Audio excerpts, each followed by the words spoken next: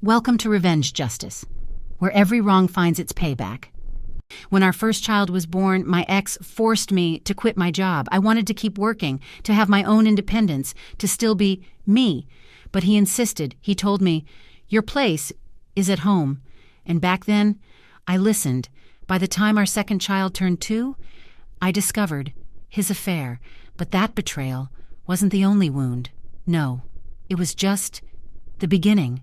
Because even before the affair, he had already begun changing. What once seemed like love slowly rotted into poison. His words turned sharp, cutting, deeper than knives. He belittled me, mocked me, dismissed me. Verbal abuse became routine, emotional abuse, constant, and sometimes he crossed the line, physically. Let that sink in. And when that darkness turned on our firstborn, something inside me snapped. That was the line, the last straw, the moment. I knew. I had to act. So I made my choice. I put him out of the house. That was in 2012. But freedom came with a price. I couldn't afford daycare. I had no family, no friends nearby to lean on. It was just me and 2 small children and him. He refused to give me a single dime. His words still echo in my mind. "The courts haven't ordered me to give you a dime. Let the cruelty land." He lied to the bank, froze my accounts, left me scrambling for groceries, for rent, for survival. And when I filed for divorce, he didn't just fight me. On paper, he assaulted me in front of our children. Silence. 6 months.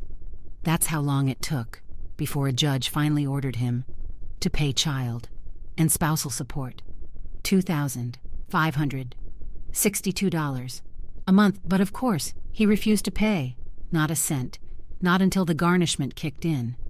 And by then, he was already $6,000 behind.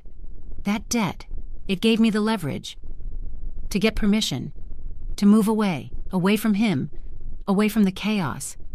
A new beginning, or so I thought. I remarried a year after the divorce, and when I went through the court documents, there it was, a tiny little box. That box would decide if spousal support ended the day I remarried. And when I looked closely, I saw it wasn't checked, so I figured I was safe. I didn't push further.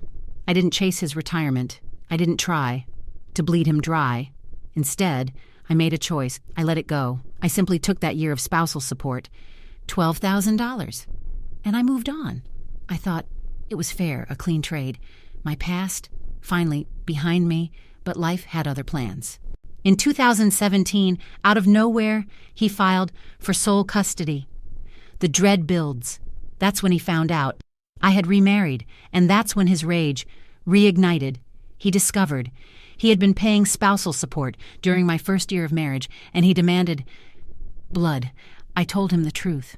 I said, "I took that money instead of filing for my share of your retirement," and I offered him a choice.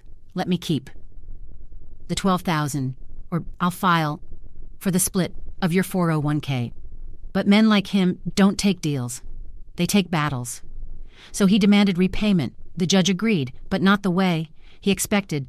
The repayment came directly from his child support, and when the numbers were settled, I ended up ahead, an extra $20 a month. He had fought and lost ground. He even dropped his custody bid just to gain 2 weeks in the summer. He thought he had won a small victory, but he had no idea what was coming. I filed for the retirement split. He fought, dragged it out 4 long years. Every delay, every excuse was another way.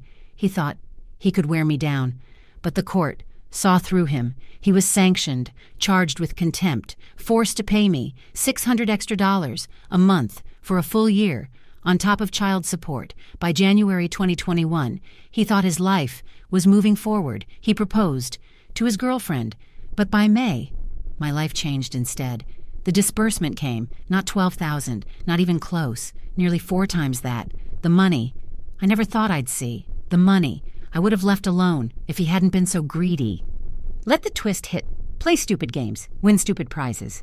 But the story didn't end there. His fiancée emailed me. She accused me of stealing their future. She told me he couldn't marry her because of what I'd done. Ironic silence. I reminded her he had a choice. Keep the $12,000 or let me file. For his 401k, he chose poorly. If she wanted real security, she could have asked him for a prenup, but instead, she pointed her finger at me. The truth is simple. I never wanted dependence. I never wanted to live off him, but he refused to take responsibility until the courts forced his hand. And in the end, his stubbornness, his greed, cost him far more than it ever needed to. He thought he could break me, control me, outsmart me, but he was wrong because in the end, he destroyed himself, and I walked away with justice and a piece of his retirement. Sometimes revenge isn't loud. Sometimes it waits, silent, patient, until the perfect moment. And in this case, revenge was paid for, in full. The story shows that cruelty and greed always backfire, while patience and perseverance turn pain into strength and deliver true justice.